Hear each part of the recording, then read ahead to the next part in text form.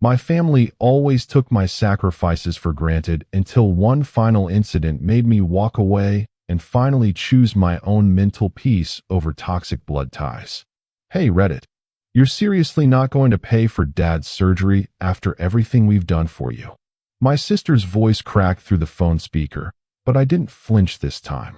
For the first time in 25 years, I felt nothing but exhaustion where guilt used to live. No, I'm not, I said quietly. I can't anymore. The line went dead.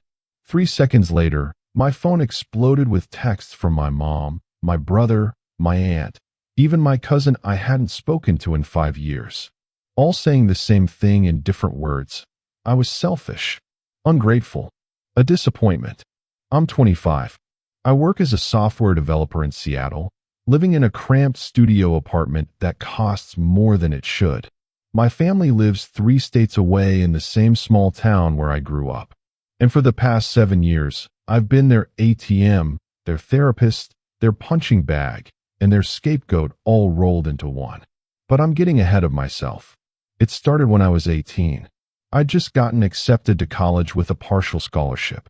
Not a full ride, but enough that with loans and a part-time job, I could make it work. My parents sat me down the night before I was supposed to leave. Your brother needs braces, Dad said, not looking at me. And your sister's car broke down. She needs it for her job. I waited for the rest. There wasn't any. We took out the college fund we had for you, Mom added, her voice soft like that would make it hurt less. Just temporarily. We'll pay you back. They never did. I ended up going to community college instead, working 40 hours a week at a warehouse while taking classes. It took me 6 years to finish my bachelor's degree. 6 years of night shifts, ramen dinners, and watching everyone else have the college experience I'd been promised. My brother got his braces. My sister got her car fixed, then wrecked it 6 months later and got another one. Also on my dime, though they called it borrowing. You're so good with money, Mom would say. You'll bounce back. I did bounce back. I got a good job right out of college, relocated to Seattle, and started making decent money. Finally, I thought I could breathe. That lasted about 3 months. Hey, it's Dad. Listen, the roof is leaking pretty bad. We got a quote for $8,000. Any chance you could help us out? Help them out meant pay for it. It always did. I sent $6,000, everything I'd managed to save. They never mentioned the other $2,000. I assumed they figured it out. 2 weeks later, my brother posted photos on Facebook from his trip to Vegas with his girlfriend. When I called to ask about it, Dad got defensive. He works hard. He deserves to have some fun. You want him to be miserable his whole life. The implication was clear. My misery was acceptable. Expected, even. That was 3 years ago. Since then, the requests never stopped. Car payments, medical bills, credit card debt, rent, groceries. Always with the same guilt trip. We're family. Family helps each other. Except the help only went one direction. When my appendix burst last year and I was hospitalized for 4 days, not one of them visited. Mom sent a text. Hope you feel better soon. Also, can you Venmo me $400? Electric bill is due. I sent it from my hospital bed. My girlfriend at the time, Sarah, watched me do it.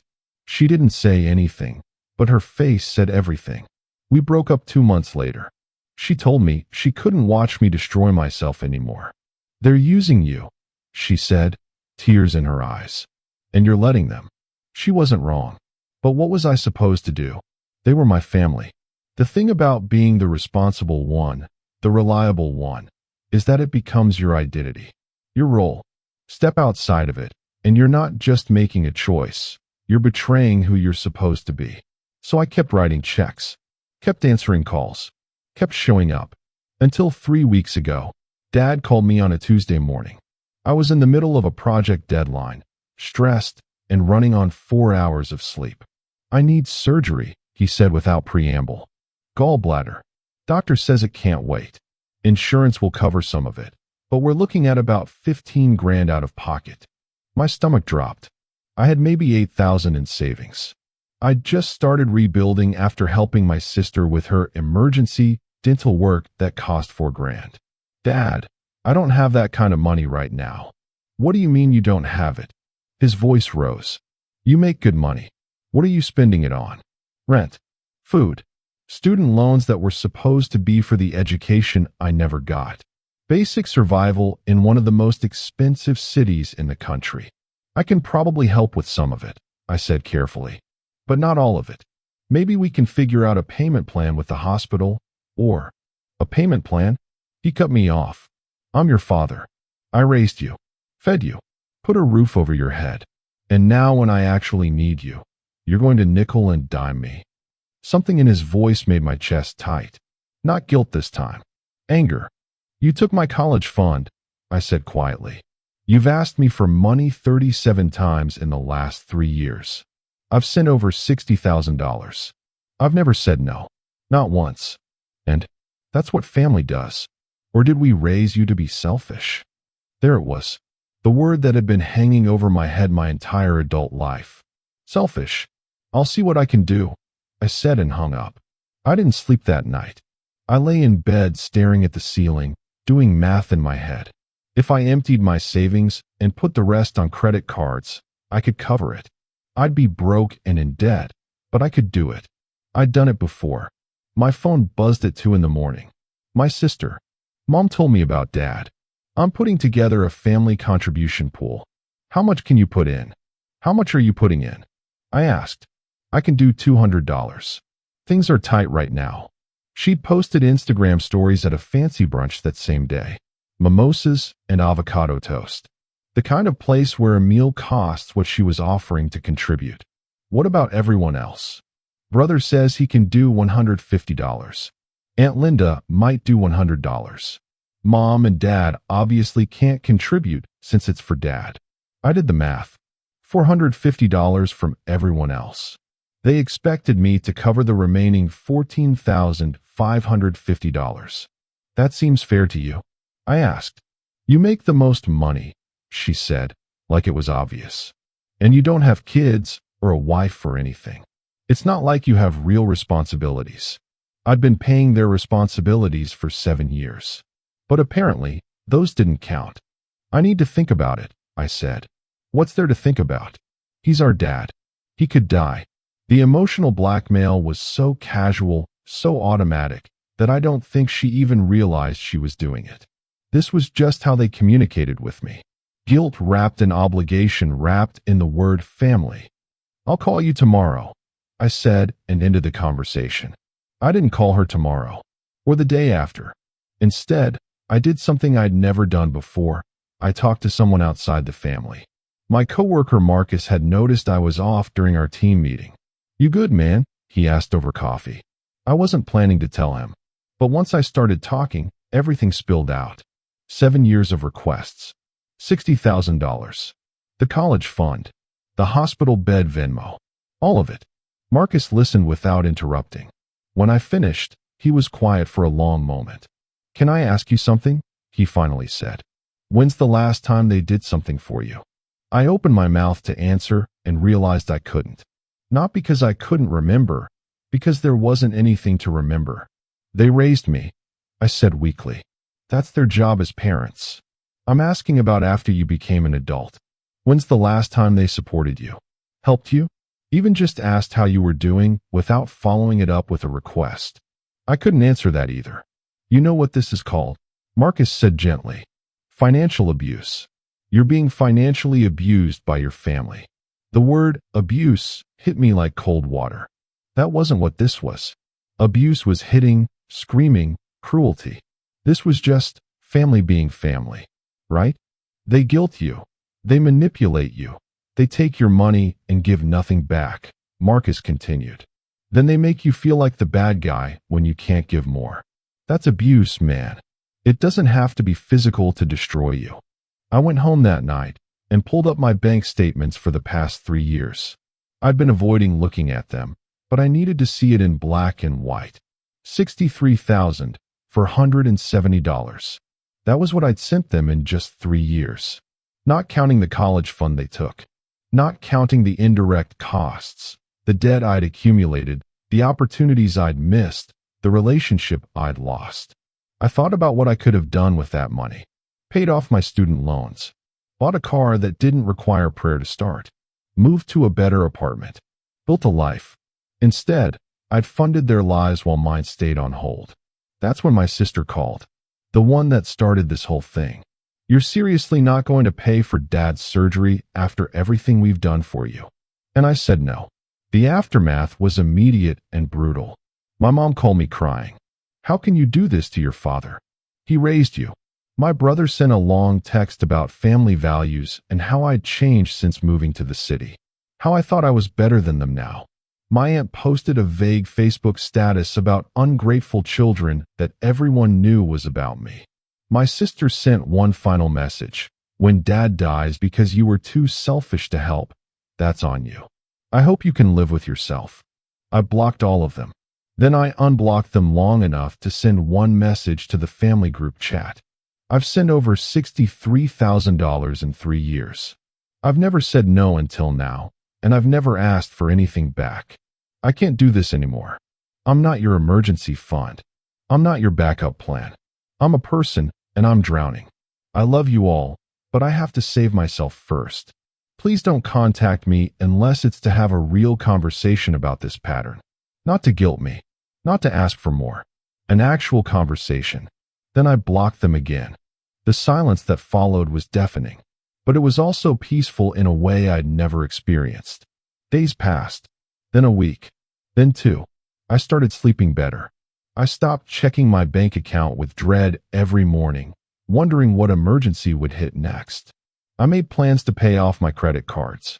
I even went on a date with someone from a coffee shop who'd asked for my number twice before I was confident enough to say yes. Her name was Rachel. On our 3rd date, she asked about my family. I told her the truth, all of it. That must have been really hard, she said simply. No judgment. No advice. Just acknowledgement. It was the first time someone had said that to me. Do you regret it? She asked. Setting the boundary? I thought about it carefully. Did I regret losing my family? Yes. But that wasn't really the right question. I regret that it had to come to this, I said finally. But no, I don't regret choosing myself. 3 weeks after I sent that message, my mom called from a number I didn't have blocked. I almost didn't answer, but something made me pick up. Hi, she said quietly. Please don't hang up. I waited. Your dad had the surgery, she said. He's okay. We worked out a payment plan with the hospital. Relief flooded through me, immediately followed by anger. They could have done that from the start. They'd done it without me. That's good, I said carefully. I've been thinking a lot, Mom continued, about what you said. And you're right. We've been unfair to you. I didn't say anything. I'd learned that silence was its own kind of power. I don't know when it started, she said, and her voice cracked. When you became the solution to all our problems instead of our son. But somewhere along the way, we stopped seeing you as a person with your own needs. We just saw you as someone who could help. Tears burned behind my eyes, but I didn't let them fall. I'm sorry, she whispered. I'm so sorry. We took advantage of you. We used you. And then we got angry at you for finally standing up for yourself. That's not what family should be. No, I said softly. It's not. I don't expect you to forgive us right away, Mom said. Or even at all. But I wanted you to know that I hear you. I see what we did. And we're going to do better. I need time, I said. And I need things to actually change. Words are easy. I need to see action. I understand, she said. Take all the time you need. I love you. We all do. Even if we've done a terrible job of showing it. After we hung up, I sat on my couch for a long time. I didn't feel the instant relief I'd expected. Healing isn't a switch you flip. It's a slow climb out of a deep hole. But for the first time in 7 years, I felt like I was climbing up instead of falling down. That was 2 months ago. I haven't reconciled with my family yet. My mom and I text occasionally, short, surface-level conversations. My sister hasn't reached out at all. My brother sent an apology that felt more obligatory than genuine, so I haven't responded. My dad never apologized. I'm not sure he thinks he did anything wrong, and I'm okay with that. I've accepted that some relationships might not survive this. that some people might never understand why I had to walk away. But I'm building something new, a life that's actually mine. I paid off 2 of my credit cards. I'm saving for a real emergency fund. For me, not for someone else's crisis. Rachel and I are still seeing each other, and she makes me laugh in a way I'd forgotten was possible. I'm learning what it feels like to not be constantly afraid, to not check my phone and immediately feel dread, to have money in my account and know it's mine to keep. People talk about family like it's sacred, like blood relation automatically means unconditional love and support. But I've learned that family, real family, isn't about biology. It's about respect, reciprocity, seeing each other as whole people, not just roles to play. My biological family needed me to be the provider, the reliable one, the bottomless well. And I played that role until it nearly destroyed me. Now I'm learning to be something harder and more important, myself. Someone asked me recently if I think I'll ever have a normal relationship with my family again. I don't know. Maybe, maybe not. But I know that whatever happens, I won't go back to being their emergency fund, their backup plan, their source of guilt-free money. I'm done sacrificing myself on the altar of family obligation. For 25 years, I thought being a good son, a good brother meant giving everything and expecting nothing. I thought setting boundaries made me selfish. But I've learned that the most selfish thing I ever did was pretend I didn't need anything so they could keep taking everything. Now I'm choosing mental peace over toxic blood ties. And I'm sleeping through the night for the first time in 7 years. If that makes me selfish, I can live with that. Because at least I'm living.